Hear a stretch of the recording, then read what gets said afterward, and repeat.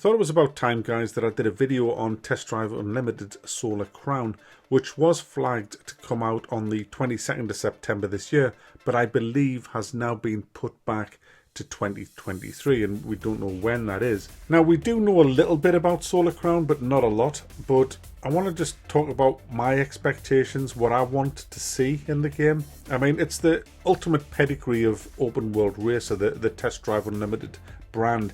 It's way better than Forza, always has been. Forza's always kind of been the poor man's test drive. It just, for the main reason that it just absolutely lacked all the features that was in Test Drive Unlimited. Test Drive Unlimited was the ultimate open world racer. I mean, it just was. There's nothing that I've played, and I've played them all. Need for Speed, pretty much every one of them. All the Forzas, and nothing just grasps that sense of immersion that Test Drive Unlimited did. For just to give you a quick overview, if you're just a Forza player, for example, and you've never even tried Test Drive, because you can't play it now at all the servers have long gone. But Test Drive, it wasn't about how many cars you had, it was about what cars you had. It never had as many cars as Forza, but it had all the greats in there that I love, really good cars. And it was similar to Forza in the sense that you were on an island. It was a beta for Test Drive Unlimited 2. There was actually two islands that you could race on. And just for perspective, the Hong Kong, where Test Drive Solar Crown is going to be smaller than all of the Test Drive Unlimited other islands. That's a bit concerning. But anyway, I'll come to that in a second. But Test Drive, it was always about the competition. You had to race in competitions to get money, and that would allow you to buy and run better cars.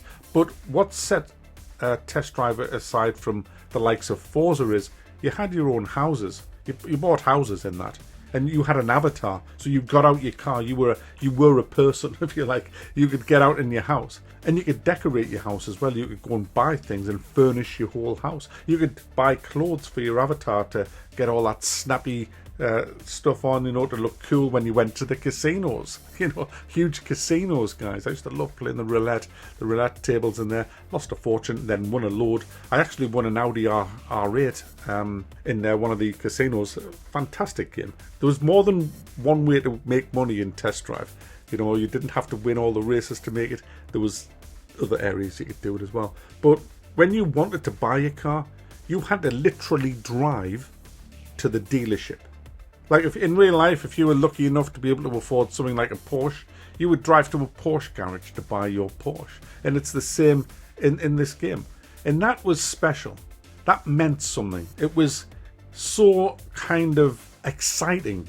You'd drive into the car park, park your car, walk into the dealership, choose your car, spec it out, and you'd buy it off the salesperson at the desk, and then you'd get to drive your car out, and it was such a great feeling. You'd drive it home and you'd put it in the garage, and cars didn't just fucking appear at the side of the road like they do in Forza that just totally screw with immersion. It was like, if you wanted to drive your Aston Martin DB9, you would have to drive to the house where that was parked, and you'd have to go into the garage and get it. And that made the game great. There was also clans in the game where you could start your own. They were called clubs, racing clubs. We had one, and you'd meet up in it. You had a house where you'd meet up, like a clubhouse, and there was all kinds of stuff in there as well. And you'd go on cruises around the island all together in co-op. But one of the best features of Test Drive Unlimited was the police. The thing is, if you were out driving, whether you were looking for barn finds, whether you were just cruising around, now and then you'd see a player come tear-assing past you, and then you'd hear the sirens, and there'd be a copper following him, a Rosa, and you had the option of the player to jump into that cop car and chase the other player. How cool is that? That was just awesome. And so lots of times you'd just be in these epic freaking cops and robbers kind of, chasing, not a robber, but chasing a speeding motorist.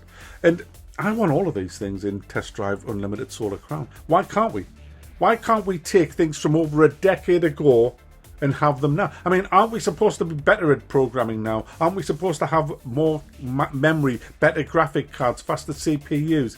Why can't we do that? Why? There is literally no excuse for not having all of those features in Test Drive Unlimited Solar Crown. But I don't think we are, guys. We already know that player housing's been changed. It's now a big hotel. I mean, what are you doing? I don't want to be in a hotel. Give us houses. They were cool. Houses were cool. Stop fucking franchises up.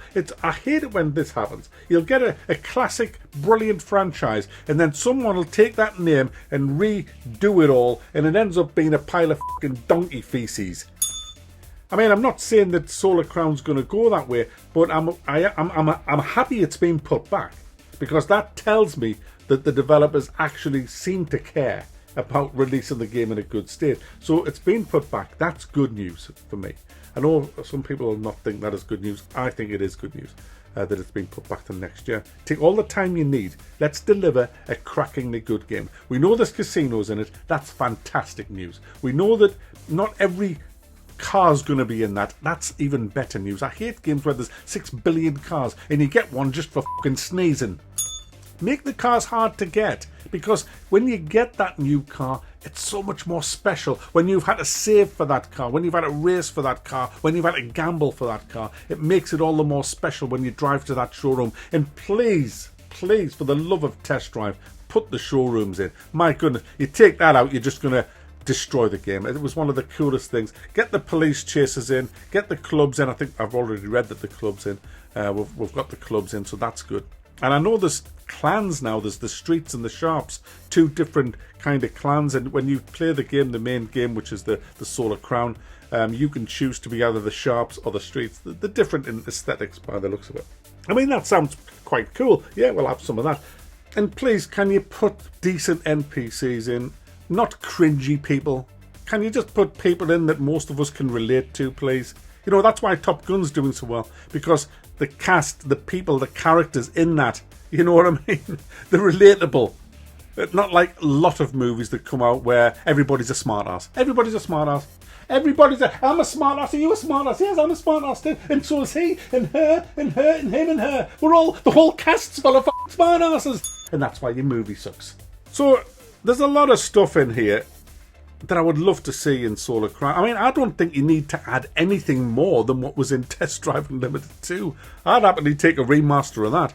But here we are, we're in Hong Kong. We've got the streets and the shops. We know we're not going to get player houses the way we had them in Test Drive. That's a bummer. But let's keep everything else. And you may just have the best driving game ever made. Because Test Drive Unlimited 2 and 1 weren't without its flaws. With some of the twitchy driving, as you've seen by some of the footage in this video, you can just see how twitchy it was with the steering wheel. The setup wasn't great to try and configure your wheel, but now there's no excuse for that. So let's just hope that Test Drive Solar Crown doesn't skimp on depth. It's the depth that made Test Drive what it is. You take away that depth, you may as well call it Forza, and I don't really want another Forza. I really don't.